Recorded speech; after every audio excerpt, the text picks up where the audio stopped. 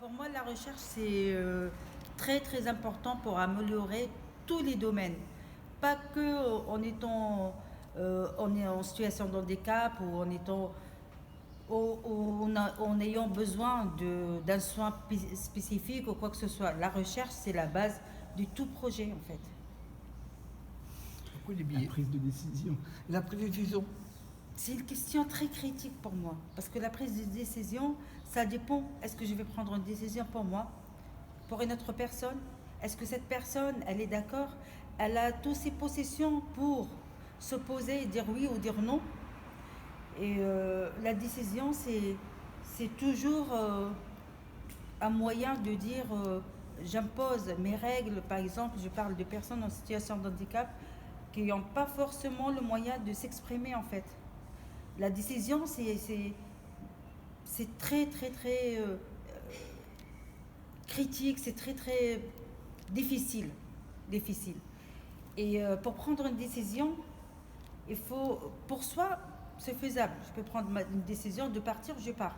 Mais pour prendre une décision pour une autre personne, c'est très difficile. Il faut avoir déjà le moyen de communication. Comme j'ai vu pendant 2 jours, c'est très difficile de communiquer avec certaines personnes en n'ayant pas une formation ou un minimum de niveau pour communiquer, de un.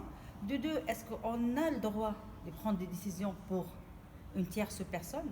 Parce qu'aujourd'hui, même pour nos propres enfants, ils doivent prendre leurs décisions et nous, on donne l'accord ou on ne donne pas l'accord. Alors, il faut dire que la décision, c'est pas facile de parler en de mots décision. C'est vaste, c'est vague. L'accompagnement. L'accompagnement. D'accord. L'accompagnement. C'est ton spécialiste, ça. Non, non, il n'y a pas de problème. En étant auxiliaire de vie, l'accompagnement, pour moi, c'est très important. Alors, l'accompagnement, c'est accompagner, je vais rester dans le contexte de personnes en situation de handicap, accompagner la personne, pas que en sortie ou en course ou en séminaire, ou dans son intimité, dans sa vie quotidienne de tous les jours, dans sa vie familiale des fois, parce qu'on a des personnes qui sont en situation de handicap, mais qui sont mariées, qui ont une vie privée, qui ont des copains-copines, enfin bref, l'accompagnement c'est un geste vraiment à 100% partagé avec la personne. Si on partage leur vie privée, on partage tout en fait avec eux.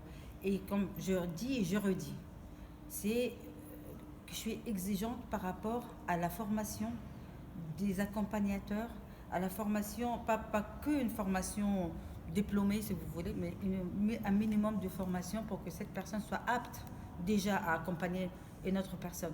Parce que je peux ne pas être dans une situation de handicap, mais je peux ne pas être pour accompagner quelqu'un.